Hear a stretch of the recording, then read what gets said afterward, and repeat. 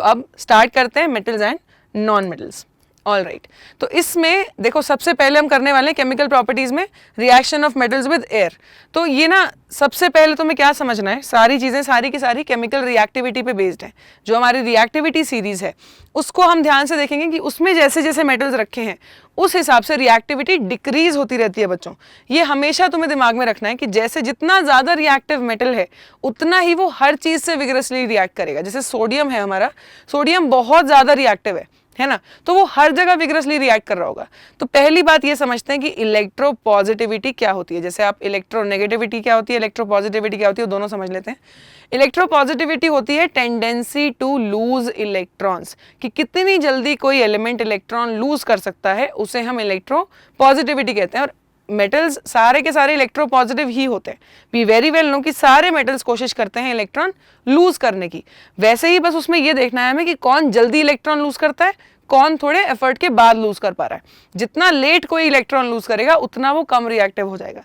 जितनी जल्दी कोई भी एलिमेंट कोई भी मेटल इलेक्ट्रॉन लूज करता है उतना ही वो ज्यादा रिएक्टिव हो जाता है। All right, so the higher the tendency of an element to lose electrons, the higher is its electropositivity। जैसे सोडियम के केस में क्या है, sodium has to lose only one electron और ये बहुत जल्दी लूज करके फटाफट से कैटायन में कन्वर्ट हो जाता है। That is why it is a very reactive metal. All right, और सिर्फ ये नहीं है ऐसा, हम रिएक्टिविटी सीरीज देखेंगे अभी, तो उसमें जो जो मेटल्स ऊपर रखे हैं बेटा सारे के सारे काफी रिएक्टिव हैं। जैसे अगर मैं आपसे खुद ही बात करूं इस बारे में तो देखो, we have potassium, then sodium, then calcium, then magnesium, then अब बेसिकली इतना ही देख लोगे आप तो वही काफ़ी है। एल्यूमिनियम भी आएगा उसके बाद, पूरी सीरीज है, बट शुरुआत के हम 5 देख लेते हैं, ठीक है।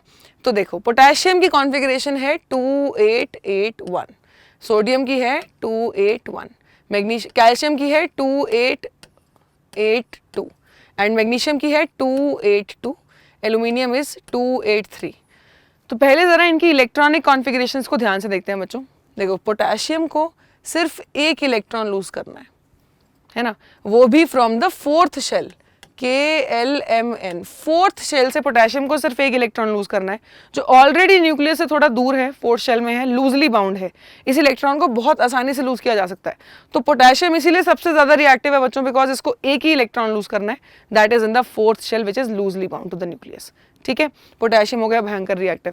फिर सोडियम को भी लूज तो एक ही करना है, लेकिन वो थर्ड शेल में है, तो थोड़ा सा कंपैरेटिवली न्यूक्लियस के पास हो गया है ना। लूज तो ये भी बड़ी जल्दी करेगा, लेकिन पोटेशियम से थोड़ा सा स्लो करेगा। क्यों?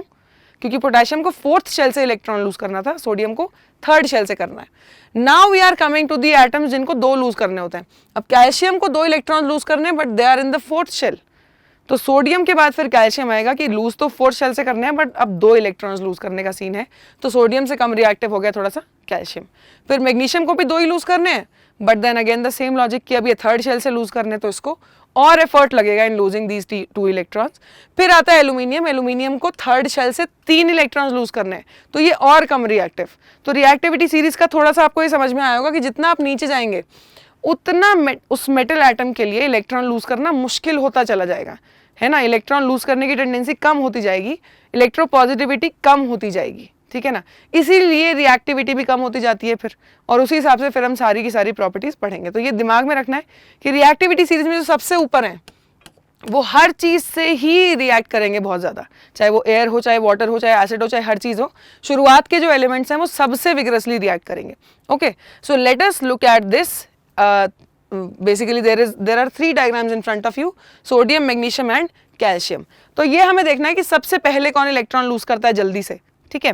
तो लेट्स स्टार्ट विद इट। देखो सोडियम, मैग्नीशियम और एल्यूमिनियम तीनों का हम देखेंगे। तो सोडियम सबसे पहले, बिकॉज इसको एक ही इलेक्ट्रॉन लूज करना है, बहुत जल्दी कैटायन बन जाएगा। देन कम्स मैग्नीशियम, इसको 2 लूज करने थे, फिर ये बना। फिर एल्यूमिनियम बन पाया बिकॉज उसको 3 लूज करने थे, है ना। Sodium, magnesium, aluminium. सोडियम को एक इलेक्ट्रॉन लूज करना था, मैग्नीशियम को 2, एल्यूमिनियम को 3, from the same third shell, M shell से तीनों को इलेक्ट्रॉन्स लूज करने थे, है ना। सोडियम को 1, मैग्नीशियम को 2, एल्यूमिनियम को 3। तो इस तरीके से रिएक्टिविटी कम आपको दिख रही है कि सोडियम ने सबसे पहले जल्दी से लूज कर दिया, फिर मैग्नीशियम ने 2 लूज किए उसके बाद, और एल्यूमिनियम ने 3 लूज किए लास्ट में। सो ये है आपकी रिएक्टिविटी बेसिकली मेटल्स की ना, इलेक्ट्रॉन लूज करने पर डिपेंड करता है सब कुछ। So basically sodium is the fastest to lose electrons, Order of electropositivity of these three metals will be sodium सबसे electropositive, sodium will be the most electropositive element, then magnesium and then aluminium. और वही इनका reactivity भी decide कर रहा है, वही factor. Okay, सो ये हमने कवर कर लिया बड़े अच्छे से. Now let us move on to to basically our summary. ये अभी तक हमने ये समझा कि भाई रिएक्टिविटी किस चीज़ पे बेस्ड है. It is based on the tendency of losing electrons. कितनी जल्दी इलेक्ट्रॉन लूज कर लोगे उतने ज़्यादा तुम रिएक्टिव हो, क्योंकि पहला स्टेप ही वो है. For a metal to react it has to lose electrons, है ना. मेटल की रिएक्टिविटी ही यही है. तो जितनी जल्दी लूज कर लेगा उतना ज़्यादा वो रिएक्टिव हो जाएगा. Keep imbibing. We believe in you.